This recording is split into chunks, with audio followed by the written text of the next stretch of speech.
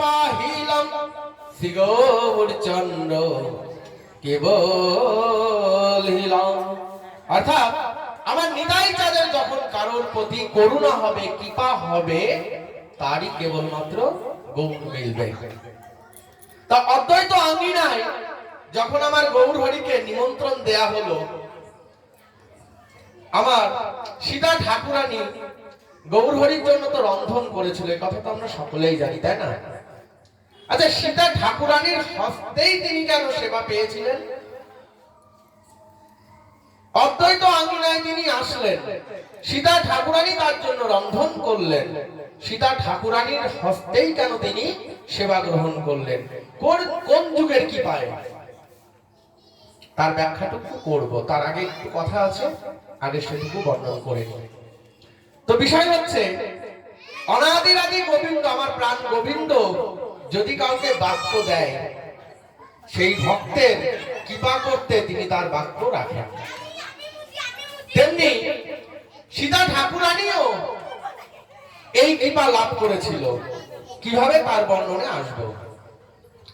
তো গৌর হরি আমার এই নবদ্বীপ মাঝে যখন এলেন, তখন ব্রাহ্মণ সমাজের কবলে পড়েছিলেন। অর্থাৎ তিনি যখন বিষ্ণুপ্রিয়াকে বিবাহ করবেন, তখন সকল নবদ্বীপবাসীকে নিমন্ত্রণ দিয়েছিলেন।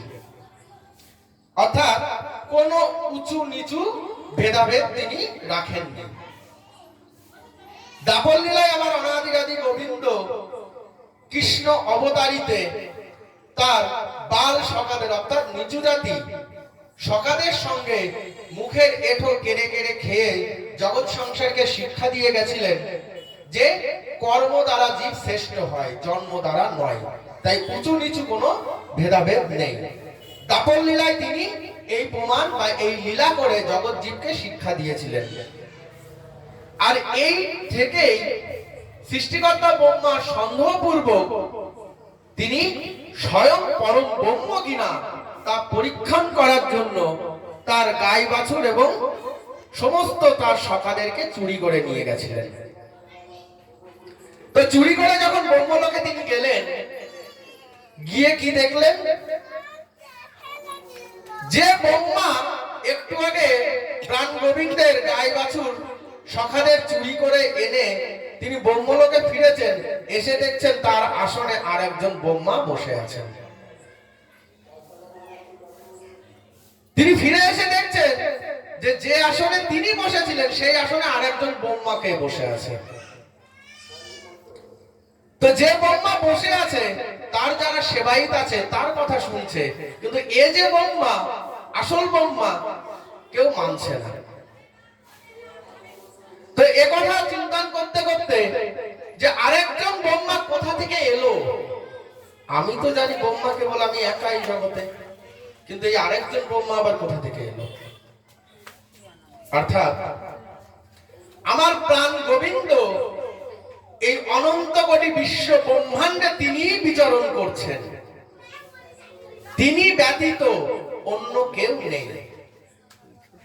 অর্থাৎ এই জগৎ সংসারে পরমাত্মা রূপী ভগবান, যা আমাদের সকলের মধ্যে, সমস্ত জীবের মধ্যে, প্রতিটি সৃষ্টির কোণে কোণে তিনি বিরাজ করছেন। তো শাস্ত্রে আমরা তিনজন নারায়ণের বর্ণন পাই, কিন্তু আমরা অনেকে জানি নারায়ণ বোধহয় একজনই। নারায়ণ একজন নন, এই নারায়ণ আছেন, শাস্ত্রে আমরা ব্যাখ্যা পাই তিনজন নারায়ণের। তবে এদের মধ্যে ভগবানকে, এই তিনজন যে নারায়ণের ব্যাখ্যা আমরা পাই, এদের মধ্যে কিন্তু কেউই ভগবান নন। কেননা ভগবান দুজন, চারজন, পাঁচজন কখনো হয় না, ভগবান তো একজন, তিনি আমার অনাদিরাদি গোবিন্দ। তাহলে এই তিনজন নারায়ণের মধ্যে কেউই যদি ভগবান না হয়, তবে ভগবানকে বলছে যিনি মূল নারায়ণ, যার থেকে এই জগৎময় সৃষ্টি হয়েছে। যেমন ক্ষীরসাগরের সহিত যে নারায়ণ রয়েছে, আমরা সৃষ্টিকর্তা বলতে ব্রহ্মাকে জানি, তাই না? কিন্তু ক্ষীরসাগরের সহিত যে নারায়ণ যিনি রয়েছেন, তার প্রতিদিন তার লোমকূপ থেকে অনন্ত কোটি সৃষ্টি হচ্ছে। তার প্রতিক্ষণে, প্রতি মুহূর্তে তার লোমকূপ থেকে। তাহলে সৃষ্টিকর্তা আমরা ব্রহ্মাকে বলছি, তাহলে আবার নারায়ণের লোমকূপ থেকে সৃষ্টি হচ্ছে, এর অর্থ কি? তাই শাস্ত্রে বলছে না যে গোবিন্দের লীলা বড় দুর্লভ জানা, তার লীলারস আস্বাদন করা এত সহজ নয়। যদি আমার অনাদিরাদি গোবিন্দ কোন ভক্তের উপরে যদি নিতাই চাঁদ আমার কৃপা করে, সেই গোবিন্দের লীলারস বুঝতে পারে। তো প্রথমেই বলে রাখি, এদের মধ্যে থেকে সহিত যে নারায়ণ রয়েছে, ওই তার নাভি কমল থেকে হলো ব্রহ্মার সৃষ্টি। তাহলে যে নারায়ণের নাভি কমল থেকে ব্রহ্মার সৃষ্টি হয়েছে, তাহলে প্রকৃত সৃষ্টিকর্তা কে? প্রকৃত সৃষ্টিকর্তা কিন্তু সেই ক্ষীর সহিত নারায়ণ। অর্থাৎ যেমন দেশের প্রধানমন্ত্রী হয়, প্রধানমন্ত্রী তো একা তো দেশটাকে চালাতে পারে না, তার কিছু সহযোগীর প্রয়োজন হয়। যেমন অর্থ দপ্তর সামলানোর জন্য অর্থমন্ত্রী, স্বরাষ্ট্র দপ্তর সামলানোর জন্য স্বরাষ্ট্রমন্ত্রী। তদ্রূপ ভাবে নারায়ণেরও তিনটে ভাবে বিভক্ত করেছে ক্ষীর সহিত নারায়ণের, যা থেকে ব্রহ্মা, বিষ্ণু এবং মহেশ্বর, এবং তিনজন তিন প্রকারের কর্ম করছে এই জগৎকে সৃজন হেতু। নারায়ণ যিনি বিষ্ণু, বিষ্ণুকে আমার অনাদিরাদি গোবিন্দের পুরুষ রূপ হলো বিষ্ণু। বিষ্ণু হচ্ছে আমার অনাদিরাদি গোবিন্দের পুরুষ রূপ। অনাদিরাদি গোবিন্দের তো কোনো রূপ নেই, তিনি এক নিরাকার, তাই তো? কিন্তু একই রূপে নাহি হয় রস আস্বাদন, অনন্ত কোটি বিচরণে লীলা করিল আস্বাদন। অর্থাৎ এই অনন্ত কোটি বিশ্ব ব্রহ্মাণ্ডের লীলা রস আস্বাদন হেতু তিনি বিভিন্ন রূপে বিভিন্ন জায়গায় তিনি বিচরণ করছেন। অর্থাৎ এই অনাদিরাদি গোবিন্দই আমার, তিনি তার আল্লাদিনী শক্তিকে আলাদা করে ব্রহ্মা, বিষ্ণু, মহেশ্বরের অর্থাৎ লক্ষ্মী, পার্বতী এবং সরস্বতী হয়েও বিরাজ করছেন তিনি। তেমনি এই লীলারস আস্বাদন হেতু আমার অনাদিরাদি গোবিন্দ তার আল্লাদিনী শক্তিকে আলাদা করলেন, অর্থাৎ রাধারানীকে সৃষ্টি করলেন। কি থেকে? তার হৃদয় কম্পন করিয়ে। এই হৃদয় কম্পন থেকে তার আল্লাদিনী শক্তিকে তিনি আমার আলাদা করলেন, যা থেকে আমার শ্রীমতী রাধারানী হলো। এইবার দেখুন পর্যায়টা কেমন আসছে। এই শ্রীমতী আমার রাধারানী এবার কি করলেন? আমার প্রাণ গোবিন্দের সেবা হেতু, তার সেবার যাতে কোনো ত্রুটি না হয়, তার থেকে তার যত অষ্ট সখীগণকে তিনি উৎপন্ন করলেন, যাতে গোবিন্দের সেবার কোনো ত্রুটি না হয়। এই অষ্ট সখীরও সেই কারণেই দেখুন প্রত্যেকের আলাদা আলাদা সেবা, কারণ একটা সেবা নেই, প্রত্যেকের আলাদা আলাদা সেবা রয়েছে। তুঙ্গ বিদ্যা তিনি নিত্য প্রদর্শন করেন, তাই তো?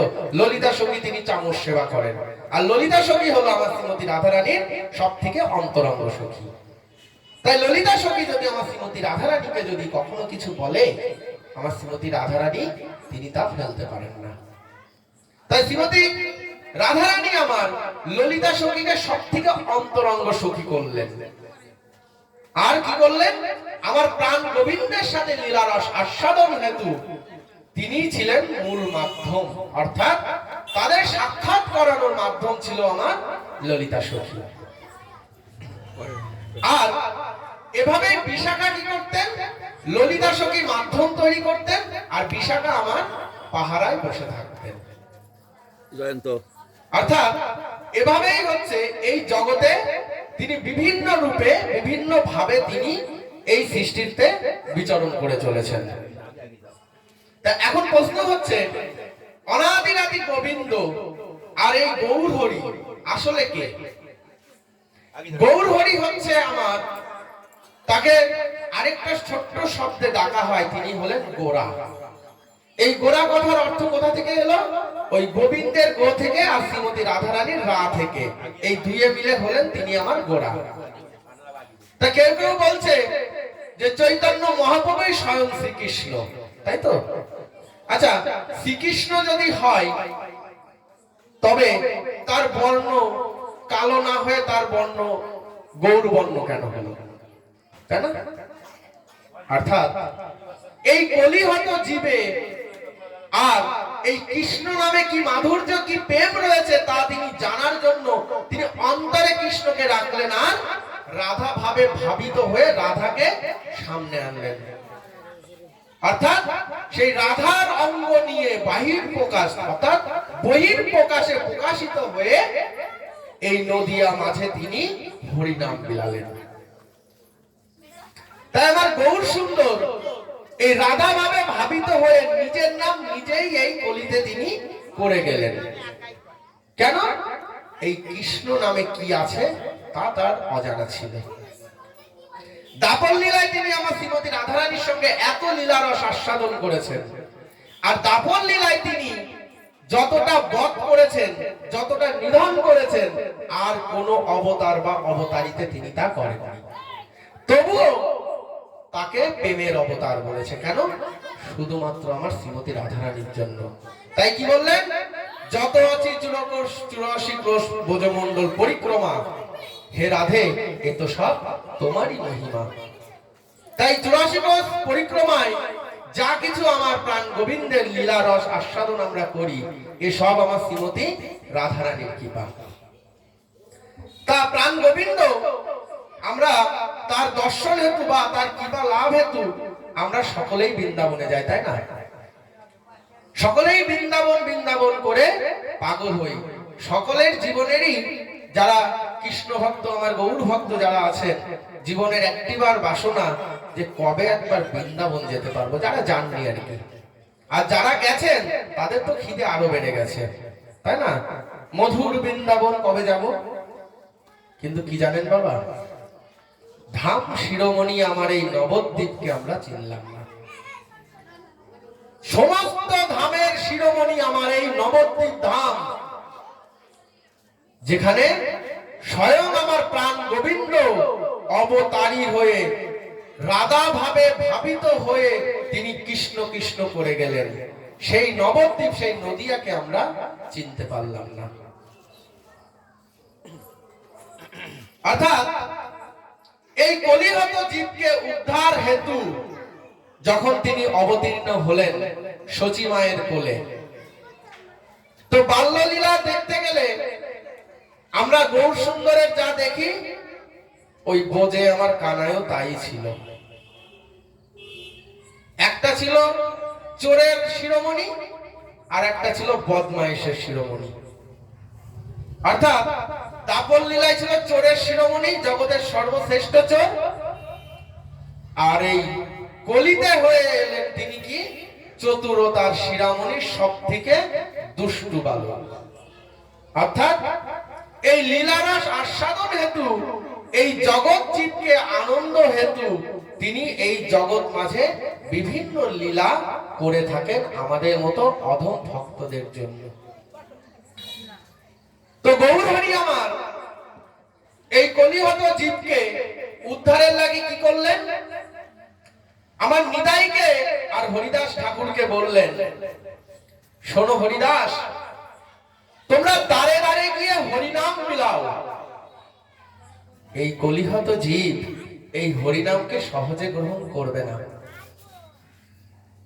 কারণ এই কলিহত জীবের মধ্যে সব থেকে প্রবল ভাবে বিরাজ করছে কি জানো না? কলি মহারাজ,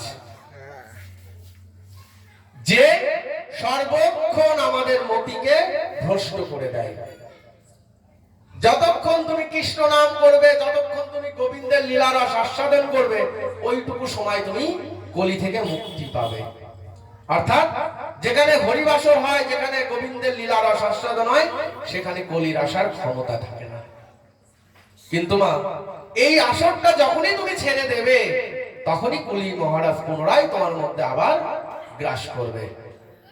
সেই কারণে যখন তিনি বিভিন্ন ভাবে ভাগবত পাঠ বা বিভিন্ন নাম সংকীর্তনের দ্বারাই কলির জীবকে উদ্ধার হেতু তিনি যখন অবতীর্ণ হলেন, তখন আমার নিতাই চাঁদকার হরিদাস ঠাকুরকে বললেন যে তোমরা দ্বারে দ্বারে গিয়ে হরিনাম বিলাও। কেন বললেন এ কথা? কারণ এই কলিহত জীব হরিনাম গ্রহণ সহজেই করবে না। সর্বক্ষণ যদি কর্ণের মধ্যে হরিনাম দিতে থাকো, দিতে দিতে দিতে দিতে দিতে দিতে তারা ওই হরিনাম শোনার অভ্যাসে পরিণত হবে। তো যখন সে অভ্যাসে পরিণত হবে, এই হরিনামের আনন্দ যখন তাদের অনুভব হবে, তখন সে নিজেই সর্বক্ষণ হরিনাম করবে, অর্থাৎ কলি থেকে সে রক্ষা পাবে। কেননা যতক্ষণ তার বদনে নাম রয়েছে, কলি তার মধ্যে প্রবেশ করতে পারবে না। যখনই নাম ছেড়ে দেবে, কলি বসেই আছে তার মাকে গ্রাস করবে বলে। তাই আমার নিতাইকে সঙ্গে নিয়ে হরিদাস ঠাকুর যখন দ্বারে দ্বারে গিয়ে হরিনাম বিলাচ্ছে, তখন পথে পড়েছে জগাইয়ার মাথায়। তো জগাইয়ার মাথায় কি করলেন? আমার নিতাই অঙ্গে কলসি দিয়ে আঘাত করলেন। এই ধরাধামে এমন কোন অবতার বা অবতারী নেই যে আমার গৌর সুন্দর, আমার নিতাই চাঁদ, আমার প্রাণ গোবিন্দ মার খেয়ে হরিনাম মিলিয়েছে, জগতে নেই। কিন্তু এই কলিহত জীবকে এত প্রেম নিতাই পেল কোথায়, যে মার খেয়েও তিনি হরিনাম মিলিয়েছেন? কোথা থেকে পেল জানো? যখন রঘুনাথ দাস নিত্যানন্দ প্রভুকে প্রশ্ন করছে, প্রভু তোমার এত প্রেম কোথা থেকে আসে? তখন তার ব্যাখ্যা দিতে নিতাই চাঁদ আমার বলছে, ভক্তজন করি সম্বল, জগত তরিতে সহায়তানম। অর্থাৎ ভক্তজন তার সম্বল, অর্থাৎ প্রেমের রসের কূপ তিনি। ভক্ত হলো প্রেমের রসের কূপ। তো ভক্তজনকে করি সম্বল। তো নিতাই চাঁদ আপনারা জানবেন অবশ্যই যে নিতাই চাঁদকে, তিনি ত্রেতা যুগে তিনি ছিলেন আমার লক্ষণ, দাপরে তিনি ছিলেন আমার বলরাম, আর কলিতে তিনি হলেন আমার নিতাই। কিন্তু বাস্তবে নিতাইকে, তিনি কি শুধু বলরাম বা তিনি কি শুধু লক্ষণ? না, তিনি কে? তিনি আমার শ্রীমতী রাধা রানীর মঞ্জুরি সখী, অর্থাৎ তার সেবার কোলবালিশ।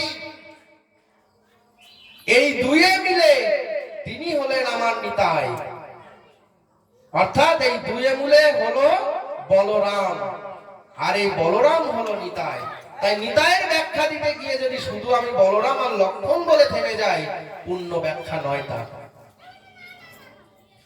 প্রত্যেক যুগে যুগে আমার প্রাণ গোবিন্দের সঙ্গে লীলারস আস্বাদন করে তার এই ভেতরে প্রেমের রসের কূপ পরিণত হয়েছে, যে রস শেষ হওয়ার নয়। তাই সেই রস এই কলিহত জীবের জন্য আমার নিতাই চাঁদ অযাচিত ভাবে রসসুধা সকলকে পান করিয়েছে।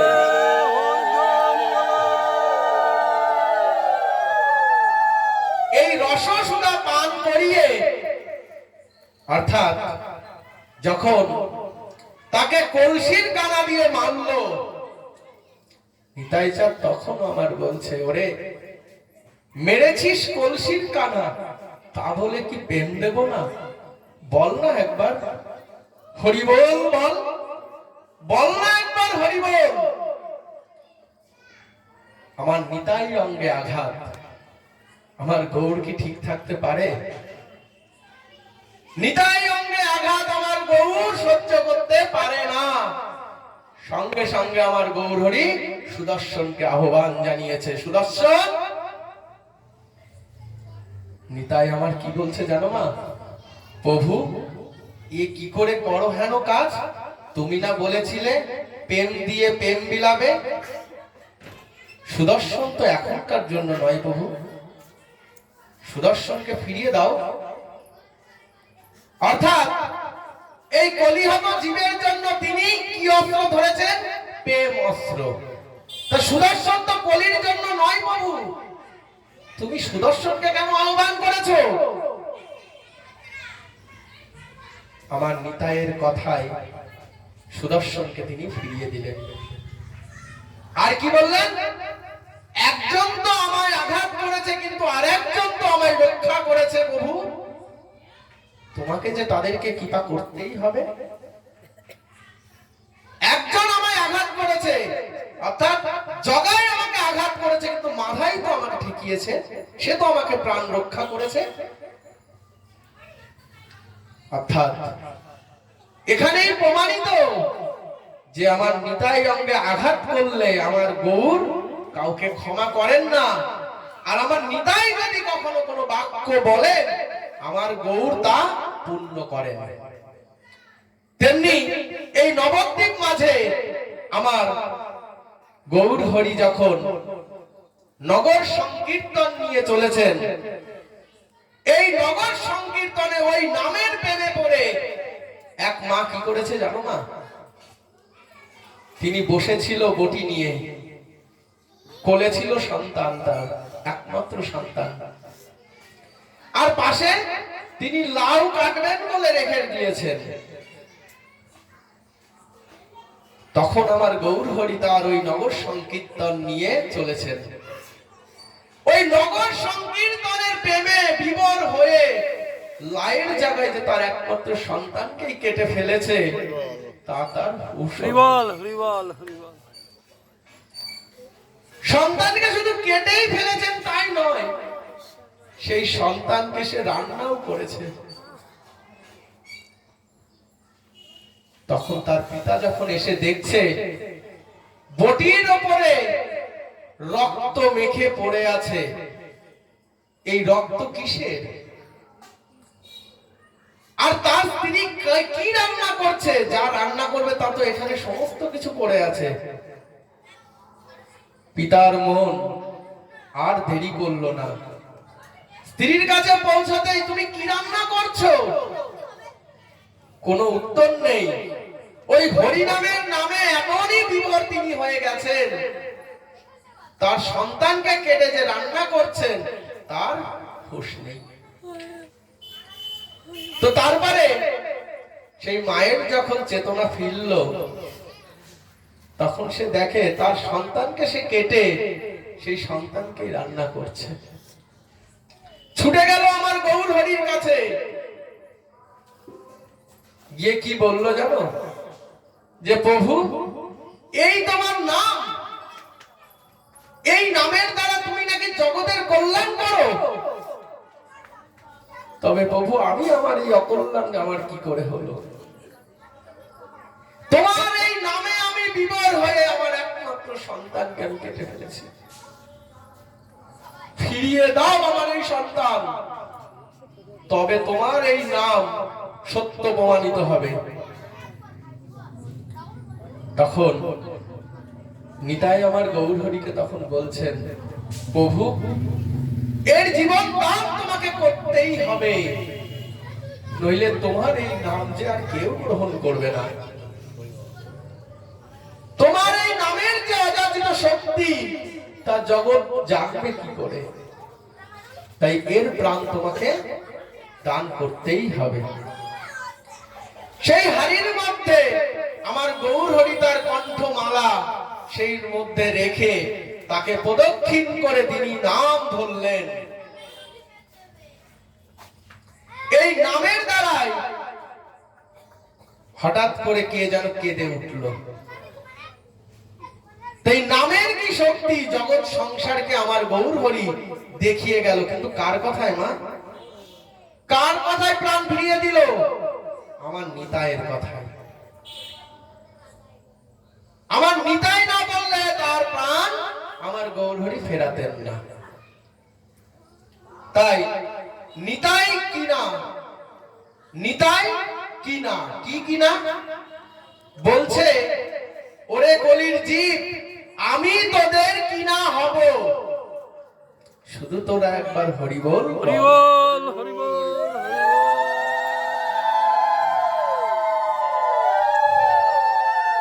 নিতাই আমার কি বললেন?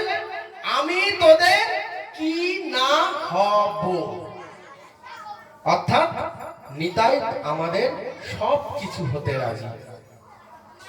বলছে পতিতের বন্ধু নিতাই, যার জগতে কোনো গতি নেই, অগতির বন্ধু আমার নিতাই।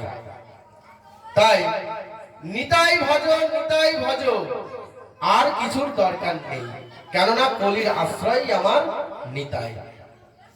তাই রঘুনাথ দাস যখন নিতাইকে ওভারটেক করে তিনি গৌর পেতে তার স্বাদ হয়েছিল, কিন্তু নিতাইকে ওভারটেক করে গৌর পাওয়া যায় না মা। কিন্তু রঘুনাথ দাস এই ভুলটি করেছিল, তিনি নিতাইকে ওভারটেক করে তিনি গৌর পেতে গেছিল। পানিহাটিতে তখন আমার নিতাই চাঁদ এক বট বৃক্ষ তলে কোটি চন্দ্র আলো করে আমার নিতাই চাঁদ বসে আছে, আজ রঘুনাথ দাসকে কৃপা করবে বলে। তাই দূর থেকে আমার নিতাই চাঁদ রঘুনাথ দাসকে ডাকছে, আরে আরে গোরা, আয় আজ করিব বধন, আজ তোকে পেয়েছি, আজ তোকে করিব নিধন। কি নিধন করলো জানো না? রঘুনাথ দাস ছিলেন জমিদার বংশের সন্তান, তা দণ্ড দিয়েছিল। কি দণ্ড জানো না? এই দণ্ডের নাম হলো চিরা দই খাওয়াতে হবে আমার সকল ভক্তদেরকে। তাই আজও আমাদের পানিহাটিতে যে চিরা দইয়ের মহোৎসব হয় না, তার নাম হলো দণ্ড মহোৎসব। অর্থাৎ আমার নিত্যানন্দ বাবু রঘুনাথ দাসকে দণ্ড দিয়েছিলেন। এই দণ্ড হচ্ছে আমার নিতাইয়ের। আচ্ছা মা, এটা দণ্ড না করুণা? এ কি দণ্ড?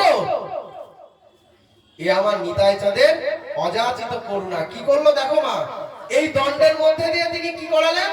বৈষ্ণব সেবা দিয়ালেন তাকে দিয়ে। কেন?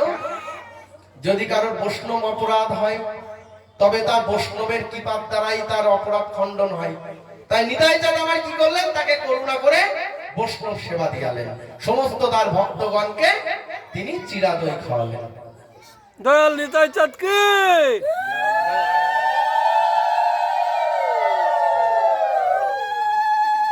তাই বলছে, নিতাই ভজ, নিতাই চিন্তা, নিতাই করো সার, নিতাই বিনা কলি যুগের আর নাহি আশ্রয়। তাই নিতাই বিনা আশ্রয় আর কোথাও নেই। বলছে যদি কারোর গৌর পেতে স্বাদ থাকে তবে নিতাই ভজ, নিতাই যদি না ভজ গৌর মিলবে না। যদি রাধা প্রেম যদি কারোর স্বাদ থাকে তবে নিতাই ভজ, কেননা ওই রাধা প্রেমও নিতাইয়ের কাছেই রয়েছে। যদি নিতাই রাধা প্রেম না দেয়, এই জগৎ জীবের দ্বিতীয় আর কেউ নেই যে রাধা প্রেম তোমায় দিতে পারে। তাই রাধা প্রেমেও যদি তোমার স্বাদ থাকে তবে নিতাইকে ভজতে হবে। এ কথা কে বললো? এ কথা আমি বলিনি মা, শাস্ত্র বলেছে। কি বলেছে? বলছেন নিতাই না ভজিলে গৌর হয় না।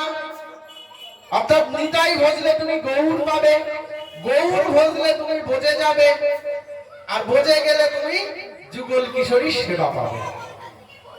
তাই যজ্ঞিক সিদ্ধ যখন তুমি ভজে যাবে, তুমি যখন মঞ্জুরি স্বরূপ পাবে, তখন তুমি যুগল কিশোরী সেবার অধিকারী হবে। আজকাল তো দেখছি না সকলেই যুগল কিশোরী সেবা করে। ঘরে কিছু থাকুক না থাকুক, যুগল কিশোরী সবার ঘরেই রয়েছে। যুগল কিশোরী সেবা এভাবে পাওয়া যায় না মা। যুগল কিশোরী সেবা পাওয়ার জন্য সেই স্বরূপ লাগে, গুরুদেবের সেই সেবার অধিকার লাগে। সবাই যেভাবে যুগল কিশোরী সেবা করছে, এটা শাস্ত্র নয়, এটা মনোক্তি, যা শাস্ত্র বিরুদ্ধ কর্ম। অর্থাৎ গুরু যদি কৃপা না করে, তোমার যুগল কিশোরী সেবা যদি গুরু তোমাকে না দেয়, এভাবে যুগল কিশোরী সেবা করা যায় না। কেননা যুগল কিশোরী সেবায় অনেক অপরাধ রয়েছে। নিতাই চরণে অপরাধ হলে ক্ষমা পাবে, যুগলে অপরাধের ক্ষমা নেই গো মা। তাই গুরু যতক্ষণ যুগল কিশোরী সেবা না দেয়, ততক্ষণ যুগল কিশোরী সেবা করা কারো উচিত নয়। আর গুরুদেব যুগল কিশোরী সেবা কখন দেন? সেই শিষ্যকে কর্মের দ্বারা আগে তাকে পরিপূর্ণ করে নেন। তার শিষ্যকে সে কর্মগুণ দিয়ে তাকে পরিপূর্ণ করে আগে তাকে সেই সেবার অধিকারী গড়ে তোলেন। তো সেই সেবার অধিকারী করার পরে কি হয় মা, তাকে মঞ্জুরি স্বরূপ দেয়। আর এই মঞ্জুরি স্বরূপটা কি মা? এই মঞ্জুরি স্বরূপটা হচ্ছে আজ থেকে তুমি গোবিন্দের কোনো একটা সেবা পেলে, সেই সেবাটা তোমাকে তোমার শ্রী গুরুদেব দেবেন। তা এভাবে যারা যুগল কিশোরী সেবা করছো, পরবর্তীতে যারা এখন অব্দি যুগল কিশোরী ঘরে তোলনি, গুরুদেবের আদেশ ব্যতীত কেউ যুগল কিশোরী তুলনা না, জানি তাই। এবার গৌর হরি আমার এই নবদ্বীপে যখন বিচরণ করছেন, হরি নাম বিলিয়ে চলেছেন, তো যখন তিনি আমার অদ্বৈত আঙ্গিনায় আসবেন, অর্থাৎ সীতা ঠাকুরানীর হস্তে তিনি সেবা পাবেন বলে যখন আসছেন, এই সেবার পরিপূর্ণতা কোথায় ছিল জানো মা? এই সেবার পরিপূর্ণতা ছিল ত্রেতা যুগে, যা সবরীর দ্বারা কৃপাধন্য হয়ে তিনি আমার সীতা ঠাকুরানী হয়ে এলেন। কেন? মাতা সবরী শ্রী রামচন্দ্রের জন্য প্রত্যেকটি ফল চেখে চেখে দেখেছিলেন গো মা। গোবিন্দের সেবা এত সহজে করা যায় না। আমরা গোবিন্দের সেবা দিতে ভয় পাই, এটা তো দূরের কথা, তাই না মা? ভজনের সিদ্ধি লাভ তিনি এতটাই করেছিলেন, তিনি যে তার ভগবানকে তার এঠো উচ্ছিষ্ট ফল দান করছেন, সেবার জন্য দিচ্ছেন, তার স্মরণ ছিল না, বিস্মরণ হয়ে গেছে, তার স্মরণ নেই। তা মাতা সবরী তারপরে এসে কে হলেন জানো না? এই দাপরের লীলাতেই রয়েছে সেই পরিপূর্ণ লীলা রস। আসবো, জানি তাই। তো এইভাবে গৌর হরি আমার যখন অদ্বৈত আঙ্গিনায় আসবে, তখন তিনি কি করলেন? তার আগে শান্তিপুরে তিনি একবার ঘুরে গেলেন অদ্বৈত আঙ্গিনায়, মানে অদ্বৈত পাঠে, যিনি আমার সদাশিব এবং মহাবিষ্ণুর অবতার। তা সেই অদ্বৈত পাঠে যখন তিনি এলেন, সেই অদ্বৈত পাঠে অর্থাৎ গঙ্গার তীরে ছিল। এখন কালচক্র ক্রমে গঙ্গা অনেক দূরে চলে গেছে, তো গঙ্গাটা অদ্বৈত পাঠের পাশেই বিচরণ করেছিল, অর্থাৎ সেখান দিয়েই তার ধারা বয়ে গেছিল। তো সেই সুরধ্বনির ধারা ধরে তিনি নৌকো পথে অদ্বৈত পাঠে তিনি এলেন। কেন এলেন?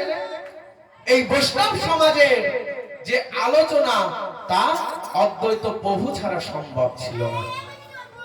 কেননা অদ্বৈত প্রভু ছিলেন আমার গৌর হরির এই জগতে আসার হচ্ছে মাধ্যম। তাই যত আলোচনা এবং শেষ মুহূর্তেও আমার অদ্বৈত প্রভুর সঙ্গে সাক্ষাৎ করে শেষ দেখা সচী মায়ের সঙ্গে অদ্বৈত পাঠেই আমার গৌর হরি করেছিলেন।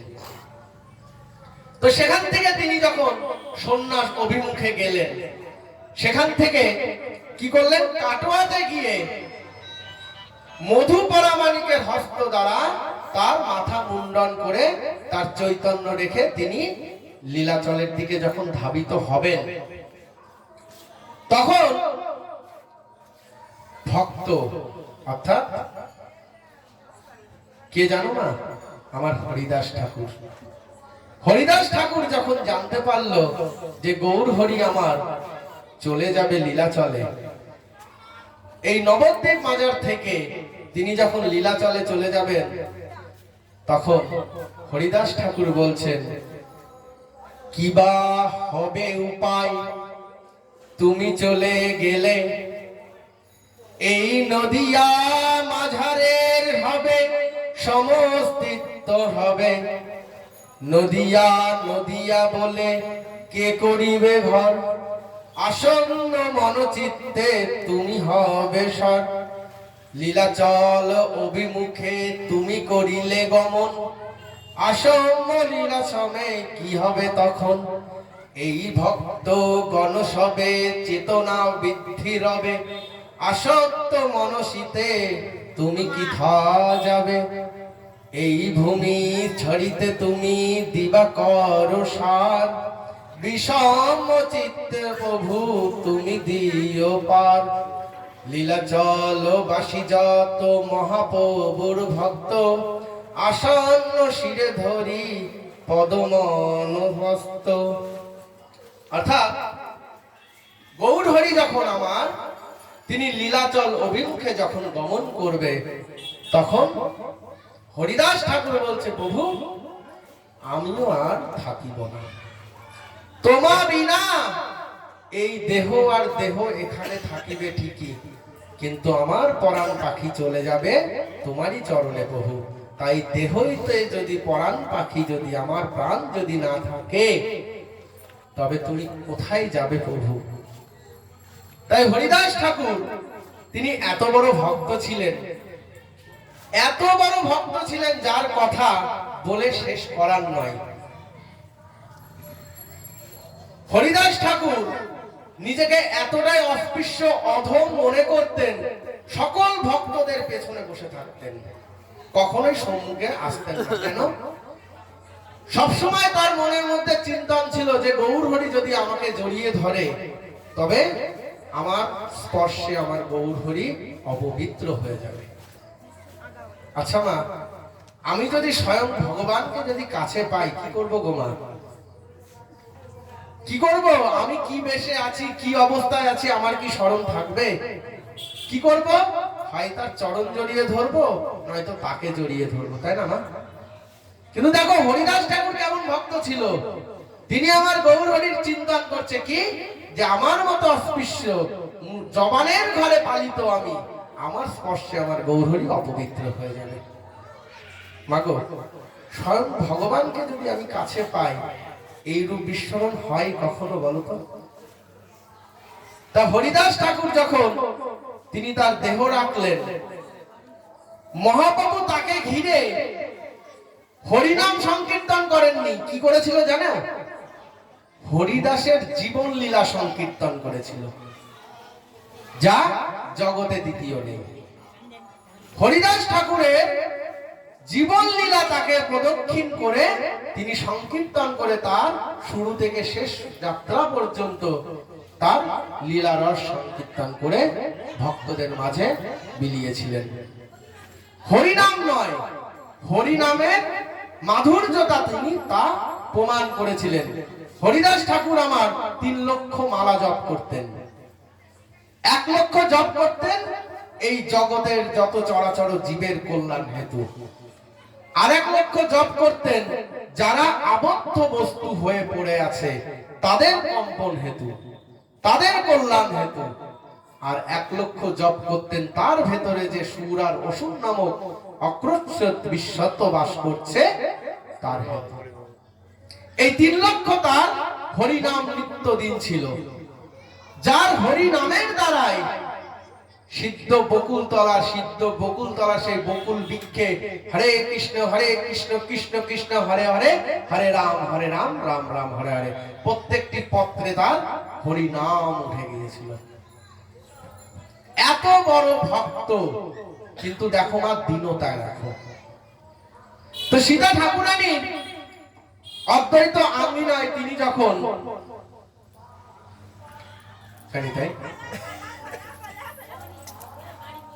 যখন গৌর হরিকে আমার নিমন্ত্রণ দিলেন, তখন পদে বলছে কি, অসমত বধ শীতেছি গৌর চরণ, বিরমত মন হিতেছি গৌর চরণ, শিবদন মন শীতে আসিয়া বাতন মতে, আসিয়া নবদ্বীপ বিচরণ মন, শান্তিপুর বাসী যত উলুধ্বনি রণ।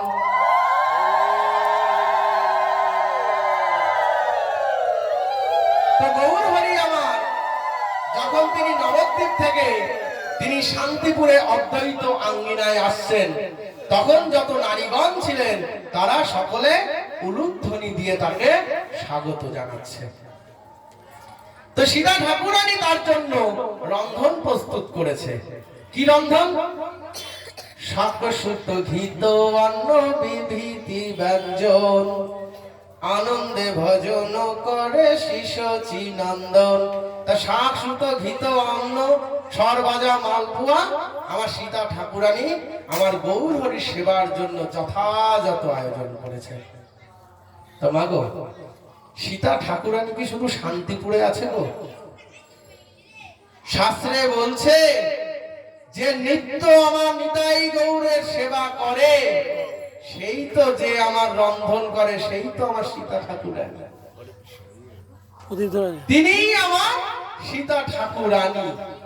তাহলে কে এই সীতা ঠাকুরানী? এই সীতা ঠাকুরানী হচ্ছে, কি বলছে এবার পদে শোনো, আসম্মত সমচিতে তেতায় গমন, দাপরে লিলিয়া রসে করিল সাধন, সমসিত মনোবিত সরন্নিশা নাহিত, সর্বত হরে করে লীলা চলমন, কলিহত জীব সমতি নাহত কোন। অর্থাৎ এই শরণ্যত সরম্বিত সংস্কৃত কি বলছে দেখো, শরণ্যত সরস্বতী আবৃত্তায় নমঃ, সত্য শান গীতাত্তায় সত্য হাম নমঃ, বীরশ্যাম সিদ্ধ শানে সত্য রামে রায়, বৃত্ত সাথে গীতা নায় শ্রী নারায়ণ নায়তরায়।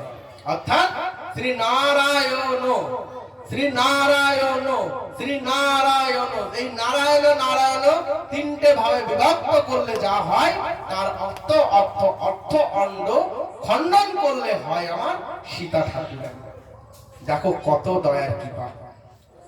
সীতা ঠাকুরানী কি আমার মতো অধঙ্গ?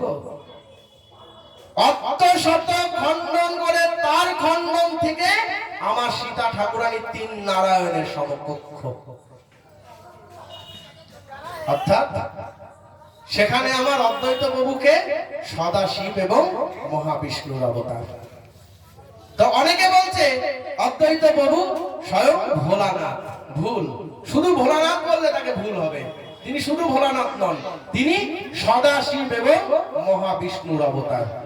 কি বলছে? নারায়ণ বিষ্ণু সমস্তিতাঃ সমম, অখণ্ড মনোহিত পর কমলম, চরসম তামসিত বীরত্তম সংহিত, আসর মনস মত গীতায় পদম। অর্থাৎ আসংকৃত গীতা হন বিদত্তায়। এই যে শাস্ত্রীয় ব্যাখ্যাগুলো, এগুলোই আমাদের বোঝার ভুল রয়েছে। অর্থাৎ তাকে যদি আমরা শুধু ভোলানাথ বলে থেমে যাই, সেই নাম পরিপূর্ণ হয় না।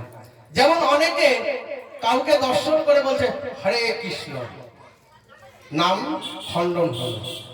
শুধু হরে কৃষ্ণ বলা যাবে না। যদি তোমাকে বলতে হয় তাহলে সম্পূর্ণটাই তোমাকে বলতে হবে, না হলে নামের খণ্ডন হয়। তাই শুধু হরে কৃষ্ণ বলা যাবে না। তাহলে কি বলতে হবে?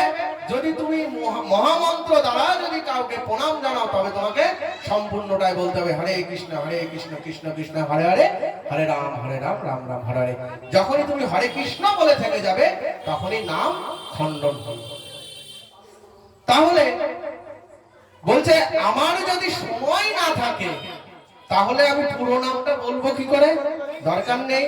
কলির আশ্রয় দাতা জয়নিতাই বলো, গৌর হরিবল বলো, কিন্তু যখন তুমি হরে কৃষ্ণ বলে থেমে যাচ্ছ, নাম খণ্ডন হচ্ছে। এই হরে কৃষ্ণের কথার অর্থ কি? এই হরেটা কি? এই হরে বলতে অনেকে বলছে আমার ভোলানাথ, না। এই হরে কথাটা এসেছে সংস্কৃতর হরা শব্দ থেকে। সংস্কৃত হরা শব্দ থেকে, যার র শব্দের অর্থ আমার শ্রীমতী রাধারানী। হরে মানে হর হরি নয়। হরে অর্থাৎ র শব্দের অর্থ রাধা, অর্থাৎ হরা। এই হরা কথাটা হলো সংস্কৃত কথা। তাই যারা হরে কৃষ্ণ বলে থেমে যান, তাতে নাম খণ্ডন হয়, নামের অপরাধ হয়। নাম অপরাধ, সেবা অপরাধ, বৈষ্ণব অপরাধ। আমার প্রাণ গোবিন্দ এই তিন অপরাধের ক্ষমা করেন না, তা শাস্ত্রে ব্যাখ্যা রয়েছে। কেননা নামের খণ্ডন যখনই হয়, তখন নামের অপরাধ হয়ে যায়। অনেকে কি করে, আমরা অনেক জায়গায় দেখি, সর্বশেষে নাম ধরে নিয়েছে। নাম ধরার পরে আবার সকলকে আনন্দ দেওয়ার জন্য আবার অন্য সংকীর্তন করেন, এতে অপরাধ হয়। নাম দিয়ে শুরু হয়, নাম দিয়ে শেষ হয়, নামের পরে কিছু নেই। তাই নামের পরে যখন আমরা কখনো কোনো সংকীর্তন করি তখন নামের অপরাধ হয়। আর কিভাবে হয়? যেমন নাম করতে করতে অনেকে কি করে, নামের মধ্যে দিয়ে আমরা অনেক জায়গায় এখন কিছু কীর্তনে দেখতে পাচ্ছি, নাম করতে করতে গোবিন্দের লীলা রস আস্বাদন হচ্ছে। বিভিন্ন জায়গায় এগুলো দেখতে পাচ্ছি। এসব জায়গায় আমরা মানে ভোগ দেওয়া বন্ধ করে দিয়েছি। এখন কোন কমিটির দ্বারাই যদি আমরা কোথাও ভোগ দিই, আগের থেকে বলে দিই আপনাদের এগুলো নেই তো, যদি থাকে আমি কিন্তু ভোগ দিতে পারবো না, কারণ ওই সেবা অপরাধের অপরাধে তো আমি হব, তারা তো করবেই, আমি তো মহা অপরাধী হব, তাই না? কারণ তারা ওই নামের খণ্ডন করছে। কি বলছে? বলছে এই নাম তো কেউ ছাড়ছে না, পেছনে তো একদম নাম করেই চলেছে। আচ্ছা বাবা, আপনারাই বিচার করে বলুন, নামের মধ্যে কি লীলা কথা আস্বাদন হবে? যদি লীলা কথা আস্বাদন হতো তাহলে ভাগবত পাঠে বসে সবাই হরিনাম মালা করতে পারত, তাই না? কেননা মালার দ্বারাই তো আপনি হরিনামই করছেন, ওই নামই তো করছেন। তাহলে ভাগবত পাঠের শ্রবণের সময় কেন বিশেষভাবে বলা রয়েছে জপ করা যাবে না? কেন বলেছে? এগুলোর মাধুর্য তাকে জানতে হবে, বুঝতে হবে যে পাঠকের পাঠ শ্রবণের সময় আমার জপের মালায় জপ করলে আমার অপরাধ হয়, তাহলে নামের সময় যদি আমি অন্য লীলারস আস্বাদন করাই তাহলে নাম খণ্ডনের অপরাধ হয়। তাই এভাবে কখনোই নাম করা যায় না। কলিগত জীবের উদ্ধারের জন্য আমার গৌর হরি এই অপরাধের ভুলগুলো দেখিয়ে দিয়ে গেছিলেন। অর্থাৎ কাশ্মীরি পণ্ডিত যিনি ছিলেন তার সঙ্গে তার লড়াটা হচ্ছে স্বয়ং বাগদেবীর বাস ছিল। তাকে কখনোই তর্ক যুদ্ধে কেউ হারাতে পারতো না, তাই না? তা তিনি যখন তার সঙ্গে আমার নিমাই পণ্ডিতের পাণ্ডিত্যের পরীক্ষা হলো, যখন তর্ক যুদ্ধ হলো, তো প্রথমে কাশ্মীরি পণ্ডিত তিনি কি করলেন, তার ব্যাখ্যা দিতে শুরু করলেন। তার ব্যাখ্যা যতটা সময় ছিল আমাদের শাস্ত্রীয় সময় অনুসারে 4 মুহূর্তের বর্ণন হয়। তা সেই 4 মুহূর্তের বর্ণনকে আমার গৌর হরি যখন শুরু করলো, 1 মুহূর্তের মধ্যে তা সম্পূর্ণ করে তার পূর্ণ রস আস্বাদন সকলকে করিয়ে দিলেন। তা তখন কাশ্মীরি পণ্ডিত বাগদেবীকে বলছে যে মা, তুমি আমার ললাটে বাস করা সত্ত্বেও আমি কিভাবে পরাস্ত হলাম? তখন মা সরস্বতী বলছে, ওরে, আজ তোমার সাথে যার বাগদণ্ড হয়েছে সে যে আমারও গোবিন্দ, আমারও সে ভগবান। তার সঙ্গে তর্ক যুদ্ধ যেমন তোমার শুরু হয়েছিল, তোমার ললাট থেকে আমি পলায়ন করেছিলাম। অর্থাৎ তার সামনে তর্ক যুদ্ধ করার ক্ষমতা যে আমার নেই, তাই তুমি যখন বসেছিলে আমি তৎক্ষণাৎই তোমার ললাট থেকে পলায়ন করেছিলাম। কারণ আমার অনাদিরাদি গোবিন্দের শ্রী সচিদানন্দ বিগ্রহ আমার সম্মুখে উপস্থিত, তার সঙ্গে তর্ক যুদ্ধ করার সাধ্য আমার নেই। তাই তুমি যখনই শুরু করেছো আমি তোমার ললাট থেকে পলায়ন করেছি। তাই কাশ্মীরি পণ্ডিত যখন তা বুঝতে পারলেন, তাই নিমাই পণ্ডিত আমার যখন ওই নবদ্বীপে তিনি যখন পাঠশালা খুলেছিলেন, সমস্ত সবরকে বেদান্তর অধিকারী এবং তার যে জ্ঞান প্রদান করেছিলেন, শাস্ত্রীয় যে ব্যাখ্যা তিনি প্রদান করেছিলেন, ধর্মের পথ কি তা তিনি প্রদান করেছিলেন, এবং হরি নামের কি ব্যাখ্যা সেটাও তিনি জগৎ সংসারকে বুঝিয়েছিলেন। কৃষ্ণদাস কবিরাজ গোস্বামী যখন চৈতন্য চৈতামৃত লিখেছিলেন, কার সহায়তায়? লোকনাথ গোস্বামীর সহায়তায়। অষ্ট গোস্বামীর একজন গোস্বামী হলো লোকনাথ গোস্বামী। সেই লোকনাথ গোস্বামীর সহায়তায় তিনি যখন চৈতন্য চৈতামৃত লিখেছিলেন কৃষ্ণদাস কবিরাজ গোস্বামী, তো লোকনাথ গোস্বামীর কথা যখন তিনি লিখতে নিয়েছিলেন, তখন লোকনাথ গোস্বামী বলেছিলেন, লাভ পূজা প্রতিষ্ঠা শুকরের বিষ্ঠা। অর্থাৎ আমি এই চৈতন্য চৈতামৃত তোমাকে সহায়তা করেছি নিজের লাভ পূজা প্রতিষ্ঠার জন্য নয়, আমার কথা যেন চৈতন্য চৈতামৃতের এক কলম যেন না থাকে, তবেই আমি তোমাকে সহায়তা করব।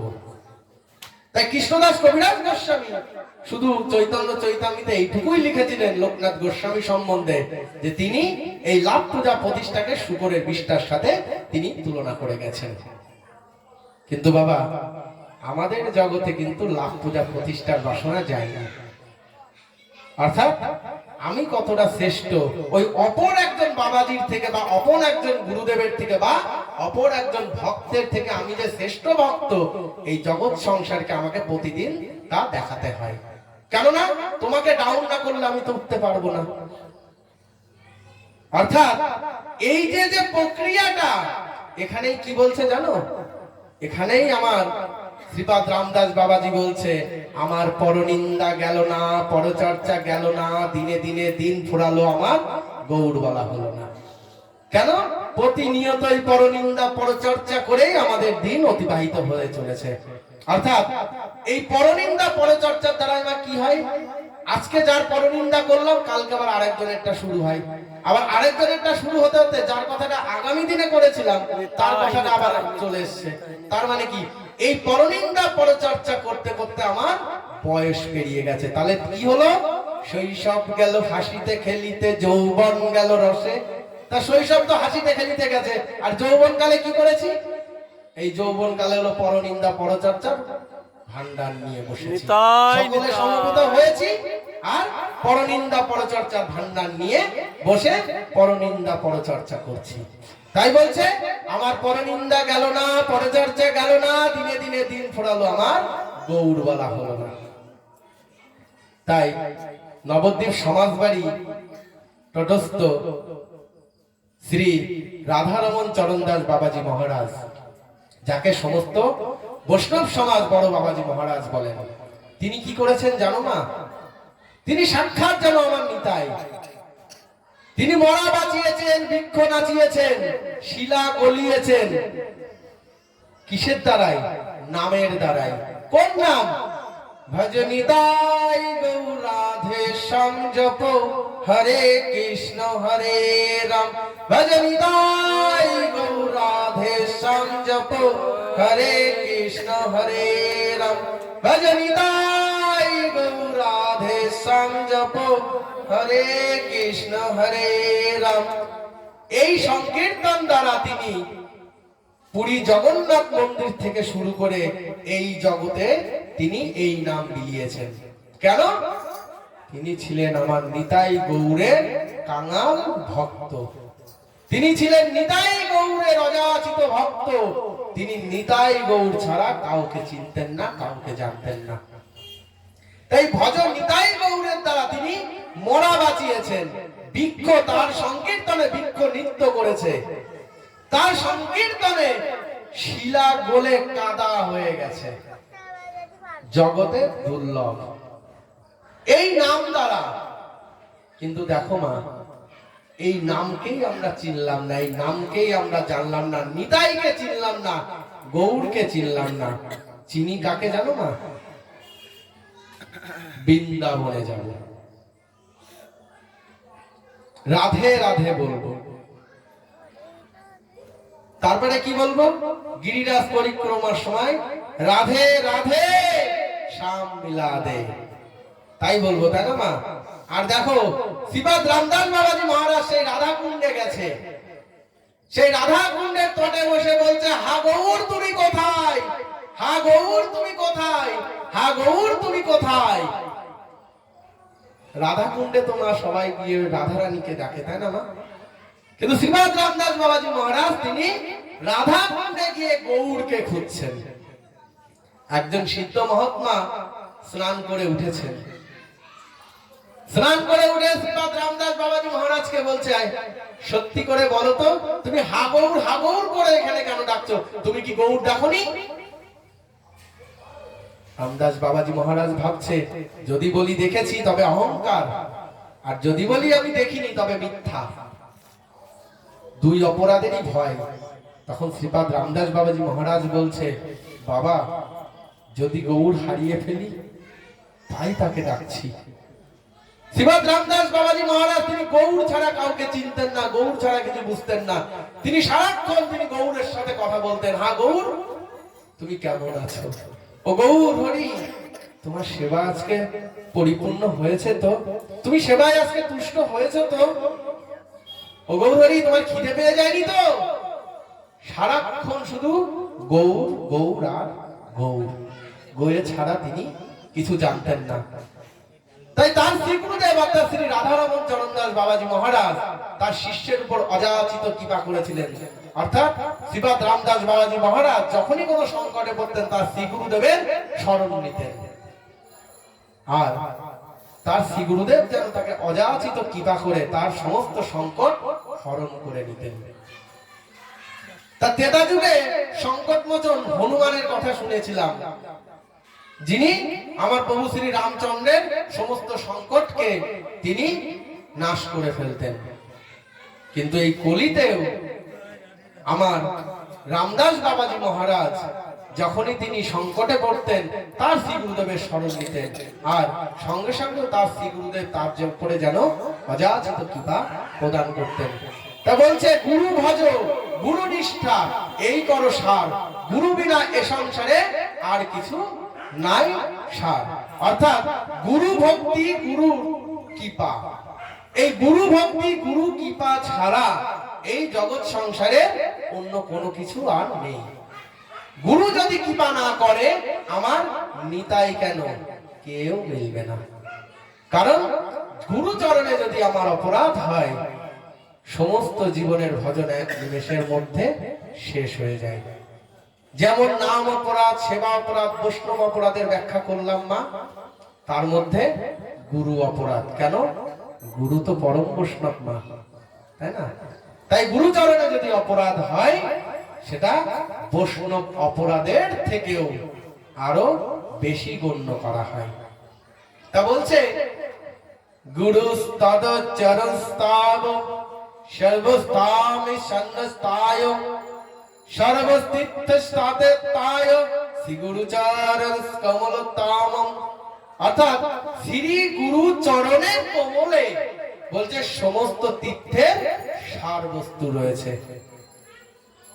তাই যে আপন সত্তাকে জেনে যায় তার এত নবদ্বীপ, এত বৃন্দাবন, এত পুরী কোথাও যেতে হয় না। কেন? বলছে যত আছে তীর্থ আদি ভ্রম সবই তোমার মনেরই ভ্রম। তা যত তীর্থ আদি দর্শনের স্থান রয়েছে এ আমাদের মনের ভ্রম ব্যতীত আর কিছুই নয়। কেন বললেন এই কথা? তার কারণ ওমা তীর্থে যাই কি করতে? বড় বড় মন্দির দেখবো বলে।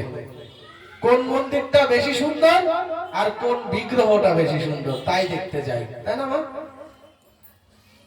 কিন্তু ওই বৃন্দাবনে গিয়ে কখনোই আমার প্রাণ গোবিন্দের যে আজও প্রকট লীলায় কিছু স্থান রয়েছে সেগুলো দর্শনের বাসনা আমাদের হয় না, প্রেম মন্দির দেখার বাসনা হয়। ওই বৃন্দাবনে কত সিদ্ধ মহাত্মা রয়েছে তার চরণ ধুলি পাওয়ার বাসনা আমাদের হয় না। কিন্তু দেখো আমার প্রাণ গোবিন্দ কি বলছে। প্রাণ গোবিন্দ আমার বলছে, এই বৃন্দাবনে যে আসে আমি তার মধ্যেই প্রবেশ করি। সে কেমন কথা? পরমাত্মা রূপেতে তো সে তো আমার মধ্যে প্রবেশ করেই আছে, আবার কি প্রবেশ করবে? আর প্রবেশ করবেই বা কোথা দিয়ে? তাই ভক্ত বলছে, আমি বৃন্দাবনে যাব, দেখি কানাই তুমি কি করে আমার মধ্যে প্রবেশ করো। আচ্ছা বেশ চলো। তা সেই ভক্ত বৃন্দাবনে গিয়ে বলছে, কানাই তুমি কোথা দিয়ে প্রবেশ করবে আমায় বলো। বলছে, বৃন্দাবনে যাওয়ার সঙ্গে সঙ্গে তুমি নয়ন দিয়ে দর্শন করো, তাই না? বলছে নয়নের মধ্যে দিয়ে আমি প্রবেশ করব। সেই ভক্ত বলছে, ও কানাই নয়ন বন্ধ করে রাখবো গো আমি। আচ্ছা বেশ। তো বৃন্দাবনে গেলে তো মহাপ্রসাদ রয়েছে, ঘ্রাণ তো তুমি পাবে, তবে নাসিকা দিয়ে প্রবেশ করবো। বলছে সব প্রসাদ প্রসাদ পাবো না, নাক বন্ধ করে ধরে রাখবো, ঢুকতে দেবো না। তাহলে এবার কোথা দিয়ে ঢুকবে? বলছে বৃন্দাবনে যখনই প্রবেশ করবে ওই রাধে রাধে শ্যাম লীলাতে তুমি কর্ণে শ্রবণ করবে, তোমার কর্ণ দিয়ে আমি প্রবেশ করব। বলছে কর্ণও বন্ধ করে রাখবে, কর্ণও তুমি বন্ধ করে রাখবে। আচ্ছা বেশ। তবে তুমি যখন তোমার চরণ দেবে, চরণ তুমি কোথায় রাখবে? বলছে এই বোঝে তো তুমি তোমার চরণ দেবে। তা চরণ যখন দেবে তোমার ওই বোঝের ধুলি তো তোমার চরণে লাগবে। বলছে তোমার ওই চরণ দিয়ে আমি প্রবেশ করব। ভাবো আমার গোবিন্দ কি বলছে, ভক্তের চরণের এই ধুলা দিয়ে নাকি সে প্রবেশ করবে। আচ্ছা ভগবান কে বলতো? ভগবান কি সে আমার অনাদিরাদি গোবিন্দ না তার ভক্ত? বলছে ভক্ত আমার মাতা পিতা, ভক্ত আমার গুরু, ভক্ত আমার নাম দিয়েছে বাঞ্ছা কল্পতরু। ভক্ত দিলে খাই, না দিলে উপবাস যাই। তাহলে ভক্তকে প্রতিদিন আমরা ভক্ত চরণে অপরাধ করে চলেছি। কি? ভক্তকে গণ্য করি না, ভক্তকে কটূক্তি করি। এই তোর গুরু এরকম তোকে কাজ দেখিয়েছে, তুই এইভাবে গোবিন্দের সেবা করিস, তো তোর সেবা হয় না। তোর গুরুদেব তোকে মালা দেয়নি, তুই মালা করিস না, তোর তো জীবনেও মালা দেখি না। আরেকটা পথ দিয়ে দিল। তারপরে কি বললো? আরে তোর গুরুদেব কি তোকে তিলক দেয়নি? এদিকে কিন্তু নিজে তিলক পড়ছে না। মাগো রয়েছে তো মায়ার নয়ন, তাই মায়ার নয়ন দ্বারা কি দর্শন করা সম্ভব কোন ভক্ত ভক্তি মার্গে কোথায় প্রবেশ করেছে? সম্ভব? ভক্ত তো রুহিদাসও জুতো সেলাই করত, কাশিতে গঙ্গার তটে বসে জুতো সেলাই করত। তো তাকে দেখে কে বুঝবে সে ভক্ত? রুহিদাস কি করত? কোন বৈষ্ণব বাবাজিদের জুতো সেলাই করে সেবা করে সে পয়সা নিত না। আর যখন তাকে যখন জুতো সেলাই করতে দিয়ে যেত, কি করতো জানো না? ওই বাবাজির ওই চরণ যুগল বক্ষ মাঝে নিয়ে ধুলি মারত। আর নিজে কোনদিন গঙ্গায় স্নান করতে যেতেন না। কেন? বলছে আমি যখন গঙ্গায় যাব আমার স্পর্শে সকলে অপবিত্র হয়ে যাবে। যে রুহিদাসের একটা কলা সেই রাজ দরবারের পূজারী বাবাকে দিয়ে পাঠিয়েছে, পূজারী বাবা প্রতিদিন গঙ্গায় স্তুতি করতে যায়। তা আজকে রুহিদাস বলছে, ও পূজারী বাবা আমার এই কলাটা একটু নিয়ে যাবে, একটু মা গঙ্গাকে দিয়ে দিও। পূজারী বাবা বলছে বেশ দাও, তাহলে রুহিদাস নিয়ে যাই। তার রুহিদাসের কলাটা নিয়ে গঙ্গায় গেছে, কিন্তু কলাটা দিতে মনে নেই। কি করেছে? তার স্তুতি সম্পূর্ণ করে তার কর্ম শেষ করে ফিরে আসছে। তখন ফট করে তার মনে পড়েছে, ওরে রুহিদাস যে আমাকে একটা কলা দিয়েছে গঙ্গায় দেওয়ার জন্য। তা পেছন করে কলাটি ছুঁড়ে দিচ্ছে। মা গঙ্গা হাত বাড়িয়ে বলছে, ওরে তুই কলাটা ছুঁড়ে দিস না, আমার হস্তে দে, ওটা যে আমার রুহিদাস পাঠিয়েছে। ভাবো জুতো সেলাই করে। ব্যাখ্যাটা এটাই মা, ভক্তি মার্গে কোন ভক্ত কোন স্তরে পৌঁছেছে আমার এই মায়ার নয়ন দ্বারা তার বিচার করা সম্ভব নয়। তাই বিচার বোধ ছাড়তে হবে। বিচারের জন্য আমার গোবিন্দ রয়েছে, আমি তার নিত্য দাস, আমাকে দাসত্ব পালন করতে হবে। আমি বিচারক নই, কিন্তু প্রতিনিয়ত আমরা একে অপরের বিচার করে চলেছি। এই বিচারের দ্বারা কি হচ্ছে জানো মা? আপন ভজন নষ্ট হচ্ছে। আপন ভজন নষ্ট হচ্ছে কিসের দ্বারাই? এই বিচার বোধের দ্বারাই। কারণ যার অধিকারী আমি নই। জীব যে কৃষ্ণের নিত্য দাস তাহা ভুলে গেল। জীব কৃষ্ণের নিত্য দাস, এই কথাটাই জীব আমরা ভুলতে বসেছি। এই ধরাধামে আমরা কেন এসেছি সেটাই ভুলতে বসেছি।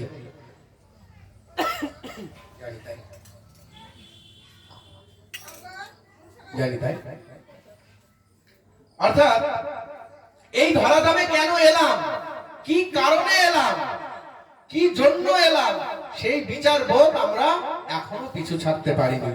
এই বিচার বোধ, এই অভিলাষ, এই অধিকার, এই সেবা পাওয়া, ভোগ করা, এই অপরাধের ফলে আজ 84 লক্ষ জনি ভ্রমণ করছি, কিন্তু বিচার বোধ আমাদের গেল না। ছিলাম তো নিত্য লীলায়, আমার গোবিন্দের সেবায়। এই বিচার বোধ, এই সেবা পাওয়ার বাসনা, এই ভোগ করার বাসনা হেতু এই 84 লক্ষ জনি আজকে ভ্রমণ করছি। কিন্তু এই 84 লক্ষ জনি ভ্রমণ করে যখন মনুষ্য জন্ম পেলাম, তখনও বিচার বোধ আমাদের গেল না। তাই কি করলো? বলল শৈশব গেল হাসিতে খেলিতে, যৌবন গেল রসে। তো শৈশব হাসিতে খেলিতে ছেলেবেলা শৈশবকাল কাটিয়ে ফেলেছি, আর যৌবন হচ্ছে যত রসাবৃত অর্থাৎ রসময় ভাব, রাজকীয় ভাব, রাজকীয় চলাফেরা, এই ভাব দ্বারা আকৃষ্ট হয়ে এই মায়ার সংসারকে এতটাই আপন করে ফেলেছি, নিজেকে নিজে আজকে ভুলতে বসেছি। অর্থাৎ ওই যৌবন রসের দ্বারাই আমার এই জগতের যে আমি ভজন হেতু এসেছিলাম, আজকে সেই কথাই ভুলতে বসেছি। ভুলতে গিয়ে আজকে কি হলো? শৈশব গেল হাসিতে খেলিতে, যৌবন গেল রসে, আর বৃদ্ধকালে মায়া পিশাচিনী গলায় দড়ি বেঁধে টানে। তাই না? সমগ্র জীবন ভজন করিনি, এখন বৃদ্ধকালে যখন এসছি, এখন মনে হয়েছে মানে মৃত্যু ভয় এসেছে এখন আমার মনে। কি সমগ্র জীবন তো কিছু করলাম না, মানে এতদিন ভগবানকে মানিনি, এখন যে বয়স হয়েছে, চোখের সামনে আমারই কোনো সমকক্ষ কেউ একজন বন্ধু বা পাড়া প্রতিবেশী ছিল, সে দেহত্যাগ করেছে, হঠাৎ করে সে মারা গেছে, এইবার তার চৈতন্য জাগ্রত হয়েছে, তবে তো আমিও চলে যাব। অর্থাৎ সেই মৃত্যু ভয়ে এখন শেষ বেলায় এসে হরিনাম করছে। তা শেষ বেলায় হরিনামের সাক্ষাৎটা শাস্ত্রে কি ব্যাখ্যা করেছে দেখো। বলছে শৈশব কালটাকে ঘিয়ের প্রদীপের সাথে তুলনা করেছে, আর যৌবনের ভক্তিকে তেলের প্রদীপের সঙ্গে তুলনা করেছে, আর বৃদ্ধকালের ভক্তিকে জলের প্রদীপের সাথে তুলনা করেছে। তা জলের প্রদীপ কি কখনো জ্বলে? তাই বৃদ্ধকালের যে ভক্তিটা সেটা হলো জলের প্রদীপ, যতই আগুন দাও জলের প্রদীপ কোনোদিন জ্বলে না। অর্থাৎ জানি তাই, অর্থাৎ এই যে চক্রটা, এই চক্রতেই আমরা আবদ্ধ হয়ে আজকে নিত্য কর্ম থেকে সরে এসেছি। অর্থাৎ বিষম সবসিতে সত্যকার কাতে, আসত্য মনসিতে নবজর্ভ সবে, বিরসম তত্তরাদে সত্তারা তাতে, আসমত সত্য রবে, সত্য কেবল হবে। তোমার সত্য কি? সত্য জগতে একটি আমি আমার গোবিন্দের নিত্য দাস, বাকি সব মিথ্যা। তাই আমরা প্রতিনিয়ত যে বা যাকে কটূক্তি করছি, বাস্তবে পরমাত্মাকেই কটূক্তি করছি, কেননা সমস্ত চরাচর জীবের মধ্যে পরমাত্মা রূপী ভগবান বিরাজ করছে। তাই কটূক্তির নিন্দা যা কিছুই করছি সেই পরমাত্মা রূপী ভগবানকেই করছি, সেই কারণে আমাদের অপরাধের শেষ নেই। হরি নাম, এই হরি নাম দ্বারা জীবের কল্যাণের কথা শাস্ত্রে বলেছে, কিন্তু তদ্রূপ কিন্তু আরেকটা কথাও বলেছে। কি বলেছে? কলিযুগে ভক্ত হবে ঘরে ঘরে, হেলিতে দুলিতে নরকে যাবে। কেন বললেন? কলিযুগে ভক্ত তো ঘরে ঘরে, তো আবার ভক্ত যদি হেলিতে দুলিতে নরকে কেন যাবে?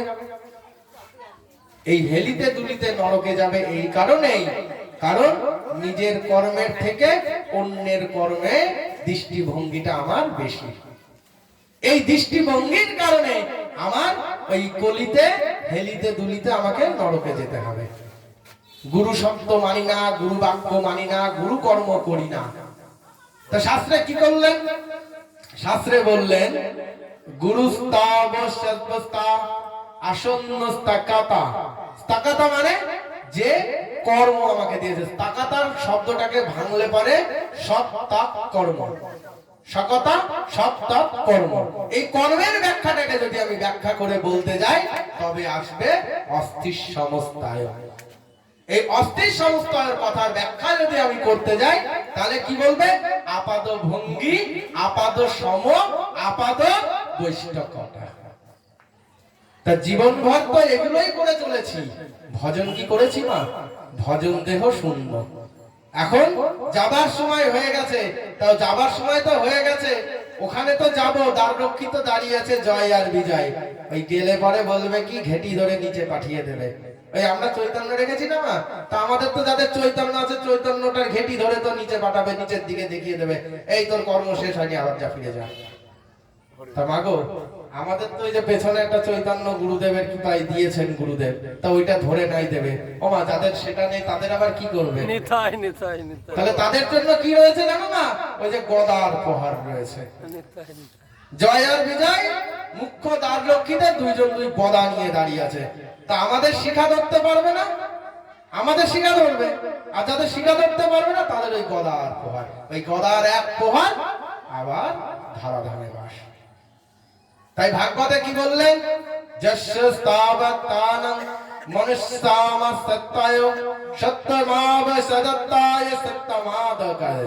অর্থাৎ 64 নম্বর শ্লোকে যে বিরোধ সংস্থিত, অর্থাৎ যোগ সিদ্ধ, অর্থাৎ যে সৃষ্টি তত্ত্বের ব্যাখ্যা করতে গিয়ে তিনি ভগবান বেদব্যাস যে কলমটা দিলেন, আর সুখদেব গোস্বামী তার রচনা করে তার জগৎবাসীকে শ্রবণ করালেন। কি?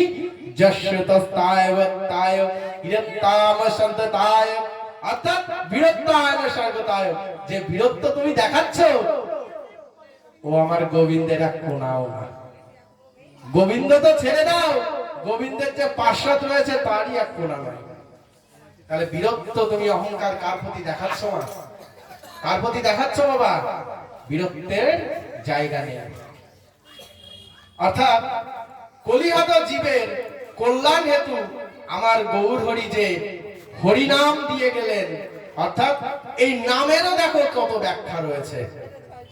কেউ বলছে মহামন্ত্র, অর্থাৎ বলছে মহামন্ত্র না হইলে তুমি উদ্ধার হবে না। আর কি বললেন? কোন একজন বাবাজি বলছেন, যেমন বৃন্দাবনে শোনা যায় প্রেমানন্দ বাবাজির কথা, তিনি তো শুধু রাধা নাম ছাড়া আর কিছু করেন না, তাই না? তাই না? আচ্ছা, এই নবদ্বীপে আবার কেউ আছে সে গোরা নাম ছাড়া করে না। এই নবদ্বীপে আবার আছে সে নিতাইয়ের নাম ছাড়া করে না। ওমা, তাহলে যারা নিতাইয়ের নাম করছে তারা কি উদ্ধার হবে না? যারা মহামন্ত্র করে না? বলছে নামে উদ্ধার। তোমার যে নামে প্রেম রয়েছে, তোমার শ্রী গুরুদেব তোমাকে যে নাম দিয়েছে সেই নামের কর্ম করো, তবে সেই নাম দ্বারা তুমি উদ্ধার পাবে।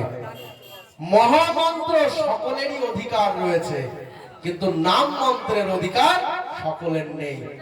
মঞ্জিস্তাবতানঙ্কিতা জড়তায় জগৎপীঠস্থায় বিরস্বাদ ভজস্থায় শ্রীগুরুস্তাত্তামতায়। অর্থাৎ শ্রী গুরুদেব যখন যোগপীঠের দ্বারা তোমাকে মঞ্জুরি স্বরূপ দ্বারা যখন তোমাকে সেই ভজন দেবে, সেই ভজন দ্বারা তুমি অনায়াসে শ্রী গোবিন্দের চরণ তুমি পাবে। অর্থাৎ মুখ্য বিষয় হচ্ছে কি জানো না? শ্রী গুরুর বাক্যে আমাদের বিশ্বাস নেই, শ্রী গুরুর দেয়া কর্মে আমাদের বিশ্বাস নেই। জানো না, গুরু প্রদত্ত মন্ত্রের যা শক্তি রয়েছে, এই জগৎ তোমার জয় করতে পারো তুমি। বলছে শ্রী গুরু চরণে যার আছে নিষ্ঠার ভক্তি, জগৎ তারিতে ধরে সেই মহাশক্তি। আমি বলিনি, শাস্ত্র বলেছে। যদি শ্রী গুরুর চরণে তোমার নিষ্ঠা প্রেম ভক্তি থাকে, এই জগৎ তারিতে তুমি মহাশক্তি ধারণ করতে পারো।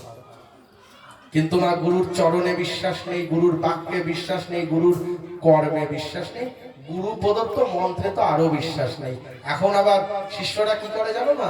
ওই কোন গুরুর কাছে গেলে এই গুরু 5টা মন্ত্র দেয়, ওই গুরু 20টা মন্ত্র দেয়। ওই তাহলে 20টা মন্ত্র দেয়া গুরু ভালো। মাগো, 20টা মন্ত্র তো আমি নিলাম, তার কর্ম করবো তো? কম্পিটিশন চলছে। হ্যাঁ, নিষ্কাম ভাবনা নিয়ে যদি ভজন করো, শ্রী গুরুর চরণ দ্বারাই তোমার উদ্ধার হয়ে যাবে। আর কি? গুরু প্রদত্ত যে কর্ম তোমাকে দেয়া হবে, সেইটুকু করলেই তোমার উদ্ধার হয়ে যাবে। 20টা মন্ত্র দ্বারাই তুমি উদ্ধার হবে না। 20টা মন্ত্র নেওয়ার পরে সেই 20টা মন্ত্রের তদ্রূপ কর্ম যদি করতে না পারো, ওই আগে তো 2-4 বার গেলে পরে মুক্তি পেতে, এবার আবার ওই কতবার আসতে হবে তার কোনো সীমা নেই। কেন? ওই কর্ম যখন করবে না, প্রতিদিন ওই কর্মের অপরাধ তোমার তৈরি হবে। মানে একদিকে ভজন করে ব্যাগ ভর্তি করবে হরিনামে, আর এদিকে অপরাধের বস্তা ভর্তি হবে। নিতাই নিতাই নিতাই। মানে হরিনামের ভজন দ্বারা ব্যাগ ভর্তি করেছো, আর পেছনে অপরাধের বস্তা ভর্তি হচ্ছে। তাহলে মুক্তি কি হবে মা? সেই জন্য শেষ একটা বার্তা দেব মা, যা আমাদের কলিহত জীবের খুব পরিস্থিতি এমন একটা জায়গায় এসে দাঁড়িয়েছে, আজকে আমাদের ধর্মই আমাদের শত্রুতার পরিচয় হয়ে দাঁড়িয়েছে।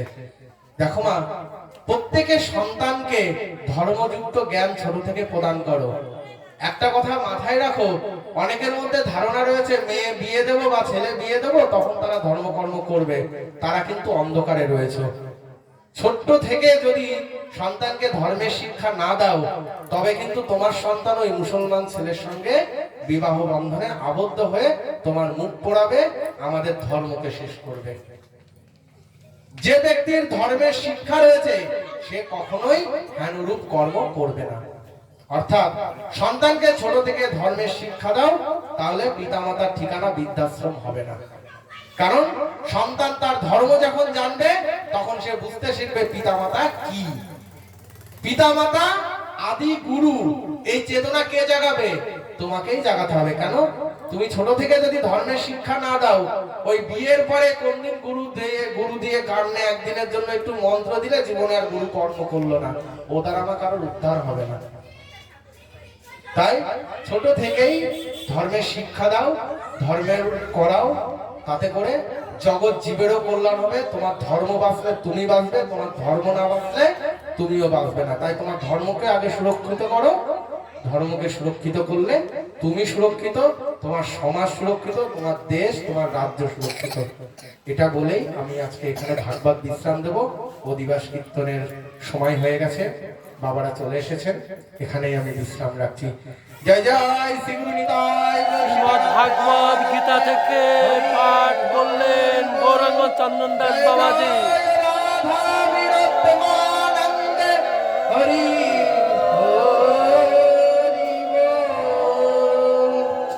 জয় নিতাই, জয় গৌরী, জয় রাম রাধা রমন।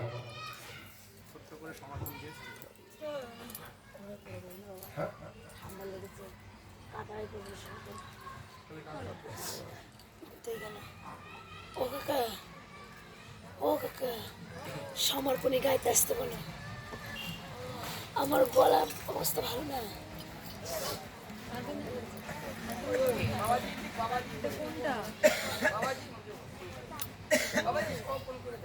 আমি করবো? বাবাজির গলায় সুর নেই গো বাবা।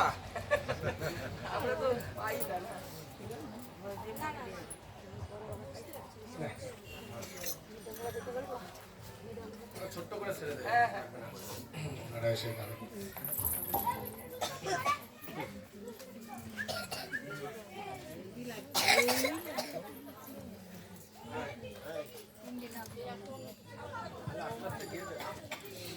জনতা